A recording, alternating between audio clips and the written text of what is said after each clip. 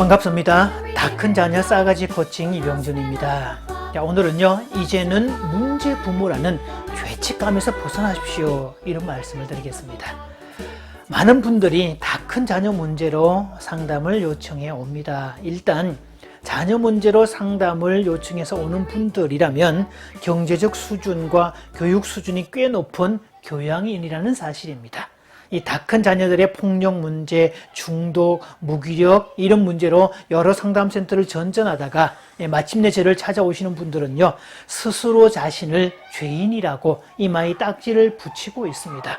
아마 몇 군데를 다니다가 문제 자녀는 문제 부모 탓이다 라는 얘기를 몇 번 듣고 나면 자신감이 떨어지게 돼 있고 어쩔 수 없이 자신의 이마에 문제 부모라는 딱지를 붙이게 될 수밖에 없을 겁니다. 자, 그래서 저는 상담을 시작을 하고 나면 자녀 문제가 꼭 부모만의 문제는 아니다 라고 설명합니다. 자, 그 말에 정말 이 죄책감에 눌려있던 사람들이 눈물을 왈칵 쏟는 경우도 적지 않습니다.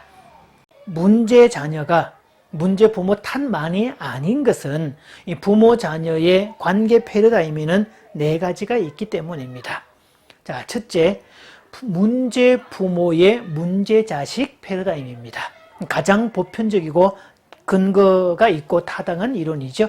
문제 부모에게 문제 자식이 나오는 거 맞습니다. 자, 이 관점에서는 문제 부모의 문제 자식이라는 명제 아래에서 문제 아란 없다, 문제 부모가 있을 뿐이지 이런 명제가 성립됩니다.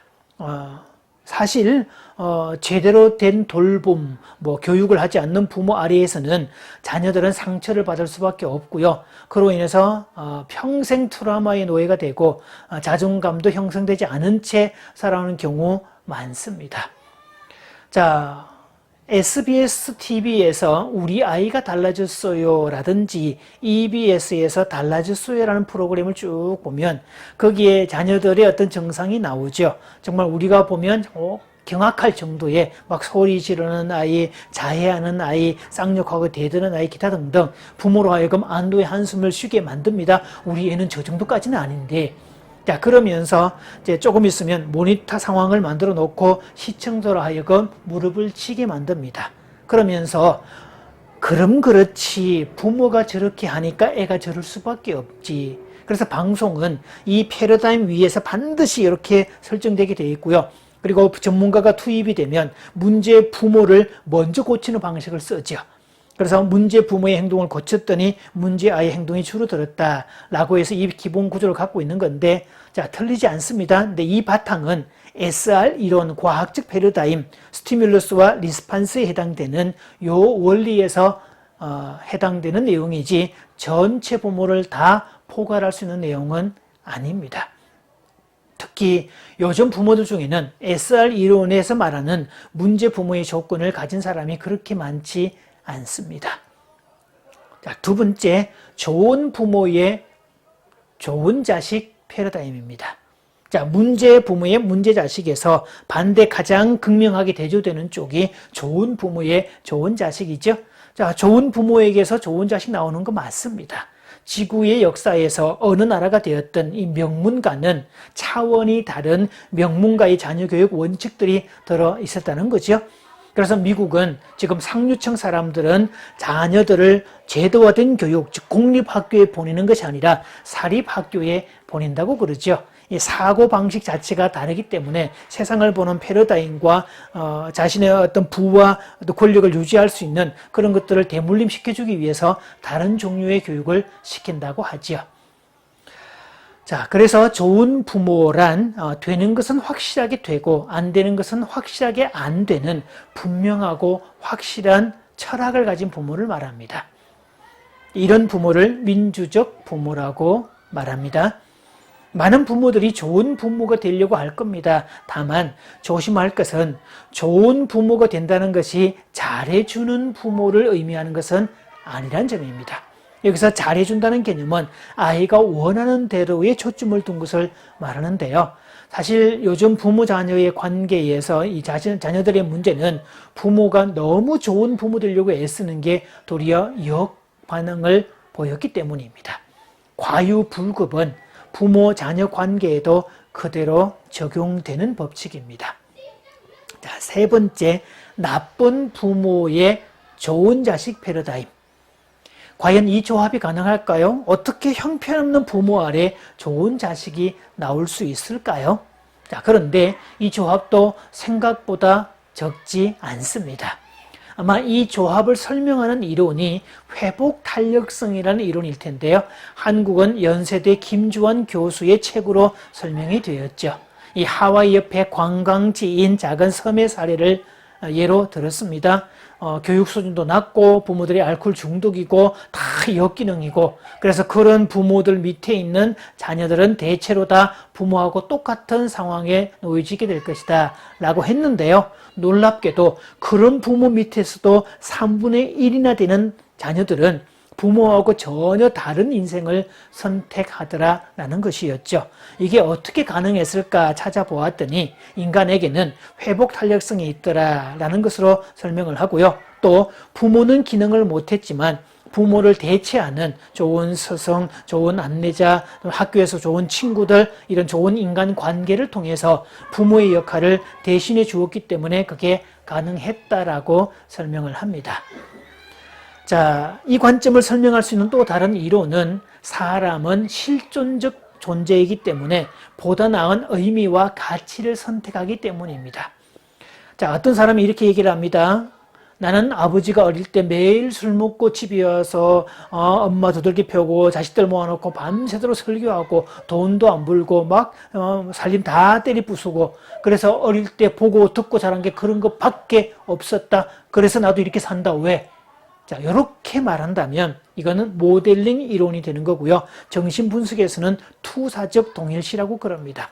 어린 시절에 닮기 싫은 아버지의 모습이었는데 어느 날 나이가 들고 보니 나도 아버지하고 똑같이 닮아져 있더라 라는 이야기가 되죠.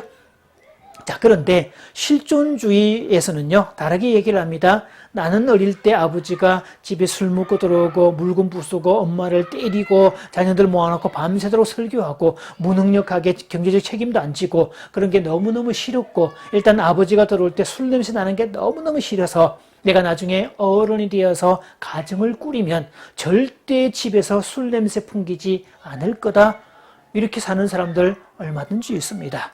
자, 좀 더 나아가서 그런 부모 밑에 자란 자녀들이 어떤 고통을 받고 있는지를 알기 때문에 나는 그런 아이들을 도와주는 일을 하면서 살 거다. 이렇게 승화시키는 그런 쪽의 사람도 얼마든지 있습니다.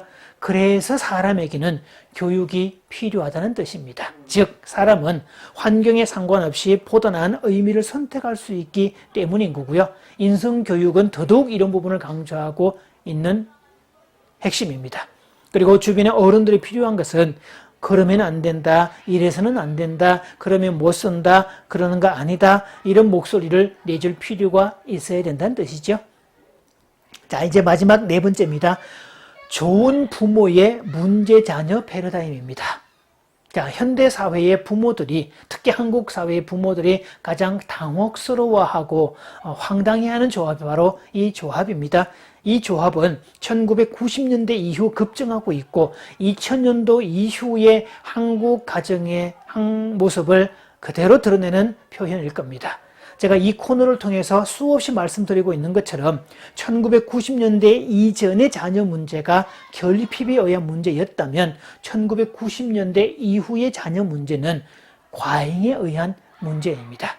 그래서 1990년대 이전의 부모 문제가 결핍에 해당되는 문제 부모였다면 요즘 부모들은 경제 수준, 교육 수준, 친밀감, 돌봄과 양육 무엇 하나 빠지는 분들이 없습니다. 얼마나 좋은 부모인지 모릅니다.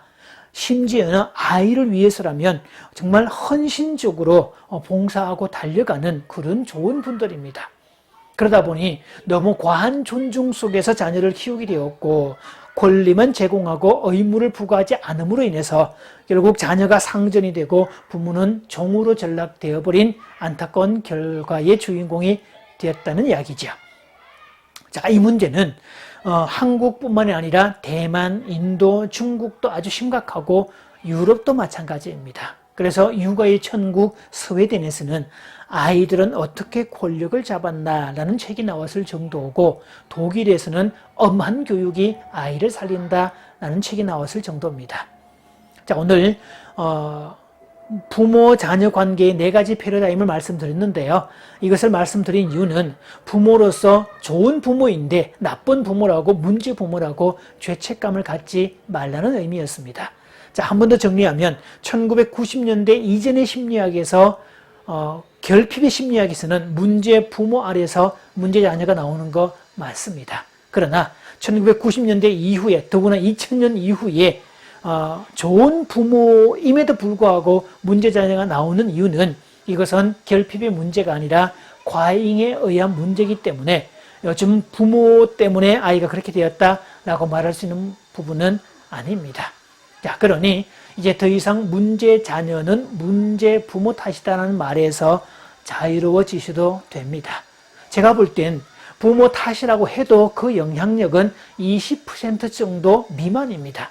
만일 부모의 영향력이 80% 이상이라면 부모가 전적으로 책임을 져야 되겠지만, 개연성이 20% 미만일 때는 해당되지 않습니다. 더구나 우리나라의 부모 교육, 자녀 교육에 관한 어떤 심리학은 영유아 중심으로만 구성되어 있지, 최소 학령기 이상, 중고등학생 이상 자녀를 위한 심리학은 하나도 없습니다. 그래서 제가 이 코너를 통해서 최소 학령기 이상 청소년 다 자녀를 다루는 지침을 계속 말씀드리고 있는데요. 현대 부모들은 임신기간, 출산 직후 영유아기 지내는 정도에는 충분히 좋은 부모입니다. 그 부분에서 결격 사유가 있는 부모는 없습니다. 따라서 문제 부모는 아닙니다. 오히려 문제가 된 부분이라면 사실은 그 과잉의 부분을 줄여서 발달 시기에 맞게 사랑과 돌봄의 양을 줄여가야 되는 건데, 이게 과잉이 된 것이 문제라면 문제지 오히려 결핍에 의한 문제는 아니라는 사실이죠.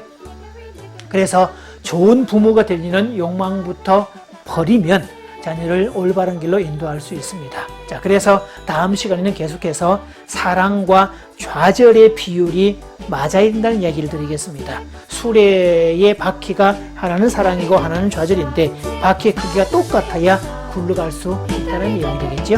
자, 다음 시간에 계속 이어집니다.